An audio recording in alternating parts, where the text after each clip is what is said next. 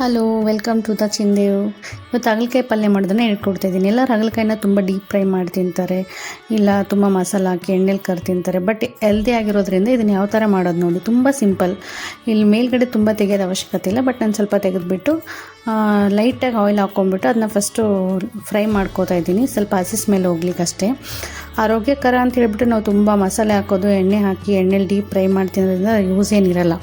But ಹಾಗಲಕಾಯಿ ಎಲ್ಲರಿಗೂ ಅನಿಸುತ್ತೆ, ನಿಜ ಇಲ್ಲ ಅಂತಿಲ್ಲ. ಆದರೆ ಇದರ ಲಾಭಗಳು ಅಮೃತದಷ್ಟು ಸಿಹಿಯಾಗಿರುತ್ತೆ. ಹಾಗಲಕಾಯಿ ರಕ್ತದ ಸಕ್ಕರೆಯನ್ನು ನಿಯಂತ್ರಿಸ್ತದೆ, ಮತ್ತು ಶುಗರವರಿಗೆ ತುಂಬ ಒಳ್ಳೆಯದು. ಜೀರ್ಣಕ್ರಿಯೆ ಕೂಡ ತುಂಬ ಒಳ್ಳೆಯದು. ಹೊಟ್ಟೆ ಸಮಸ್ಯೆಗಳು ಕೂಡ ಕಡಿಮೆ ಮಾಡುತ್ತದೆ. ದೇಹದ ವಿಷಕಾರಿಗಳನ್ನು ಹೊರಗಡೆ ಹಾಕುತ್ತೆ. ಇಲ್ಲಿ ನೋಡ್ಬೋದು, ನಾನು ಫಸ್ಟು ಸ್ವಲ್ಪ ಎಣ್ಣೆಗೆ ಸಾಸಿವೆ ಹಾಕಿಬಿಟ್ಟು ಆಮೇಲೆ ಬೆಳ್ಳುಳ್ಳಿನ ಸ್ವಲ್ಪ ಹಸಿ ಸ್ಮೆಲ್ ಹೋಗೋವರೆಗೆ ಫ್ರೈ ಮಾಡಿ, ಆವಾಗಲೇ ನಿಮ್ಗೆ ತೋರಿಸ್ದಂಗೆ ಈರುಳ್ಳಿ ಮತ್ತು ಕರಿಬೇವು, ತುಂಬ ಸಿಂಪಲ್, ತುಂಬ ಅಂದರೆ ತುಂಬ ಸಿಂಪಲ್ ಇದು. ಅದ್ರ ಜೊತೆಲಿ ನಾನು ಆನಿಯನ್ ಸೇರಿಸ್ಕೊಂಡು ಆನಿಯನ್ನ ಫ್ರೈ ಮಾಡ್ಕೊಳ್ತಾ ಇದ್ದೀನಿ. ಮತ್ತು ಈ ಹಾಗಲಕಾಯಿ ಇನ್ನೊಂದು ಬೆನಿಫಿಟ್ ಅಂದರೆ ರಕ್ತವನ್ನು ಶುದ್ಧಗೊಳಿಸುತ್ತದೆ, ತೂಕ ಕಡಿಮೆ ಮಾಡಲು ಕೂಡ ಸಹಾಯವಾಗುತ್ತದೆ. ಅದರದ್ದು ಒಳ್ಳೆಯ ಗುಣಗಳು ಇಟ್ಕೊಂಡು ನಾವು ಒಳ್ಳೆ ರೀತಿಯಲ್ಲಿ ತಿಂದರೆ ನಮ್ಮ ಆರೋಗ್ಯಕ್ಕೆ ಒಳ್ಳೆಯದಾಗುತ್ತೆ. ತುಂಬ ಡೀಪ್ ಫ್ರೈ ಮಾಡಿ ತಿನ್ನೋದ್ರಿಂದ ನಮಗೆ ಇದಕ್ಕೆ ಯೂಸ್ ಏನೂ ಸಿಗಲ್ಲ.